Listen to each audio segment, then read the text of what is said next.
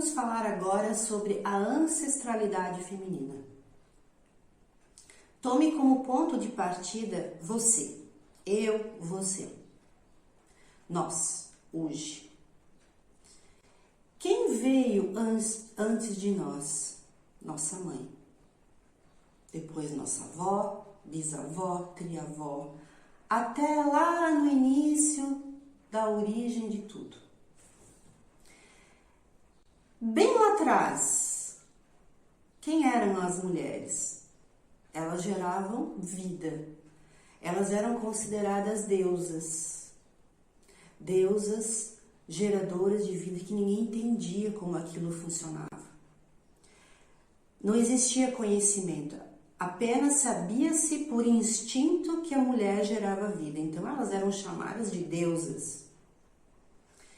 Logo depois, as mulheres começaram a perceber, observando a natureza, que a semente brotava, que ela começou a entender de uma forma mais profunda a vida no sentido da natureza. E ela se tornou agricultora.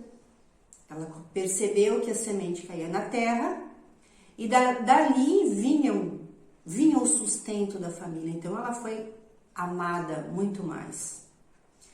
Então ela se tornou a mantenedora do lar, enquanto o homem saía para fora para caçar e trazer os animais, e a mulher cuidava da agricultura e dos filhos.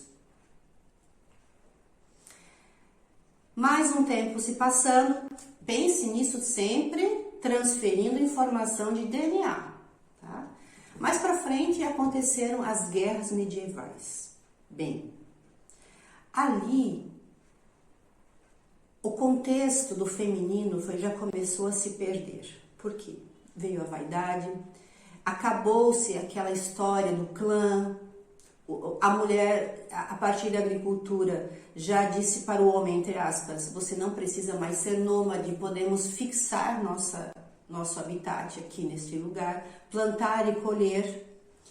E ali se formaram os clãs, as tribos, depois as cidades, as vilas. E aí, como é da natureza do ser humano, começaram as guerras. Se bem que sempre existiram guerras, mas agora de uma forma mais intensa.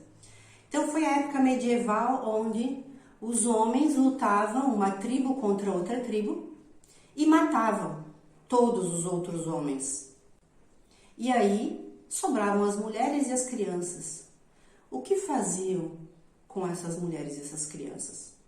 Levavam para essa tribo dos heróis, entre aspas, e essas mulheres eram transformadas em escravas e concubinas desses heróis e usadas para o trabalho árduo desta tribo vencedora. Então ali a mulher começou a ser reprimida. Mas a mulher sempre trouxe essa intuição, né? Esse contato com a natureza, esse contato com as ervinhas, com o sentir, com o intuir. Então ela começou a fazer o chazinho, e aí chegou daqui a pouco a religião, o cristianismo, e começou a olhar para essa mulher de uma forma meio com maus olhos. Por quê? Porque ela tinha poder nela, e isso prejudicava o contexto do cristianismo naquela época.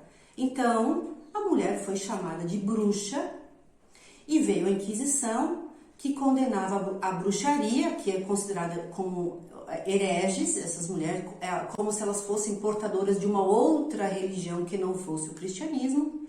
E até 1970 e poucos, que eu não sei exatamente a data, com o Papa João Paulo VI, que aboliu essa lei da Inquisição, onde as bruxas, entre aspas, essas mulheres, poderiam ser queimadas. E até essa data se questionava se mulheres e negros tinham alma.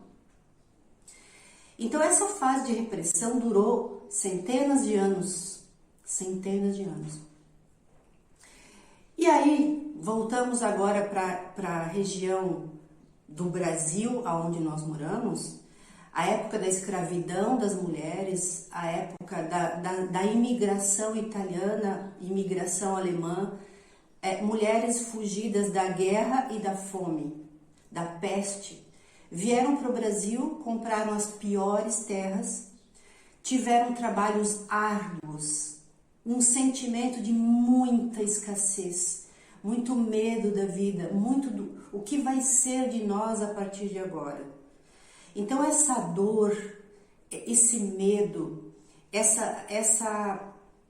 sentimento de impotência, esse sentimento de escassez, nós carregamos até hoje. Eu sou descendente de italiano, pai e mãe. Isso está em mim.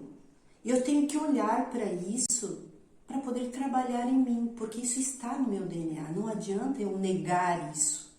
Negar é você criar um monstrinho, olhar para esse monstrinho que está em nós e suprimir ele no fundo do nosso inconsciente e negar a existência dele. E isso nos causa dor e revolta diante da vida. Qual é a sua origem? Pense nisso.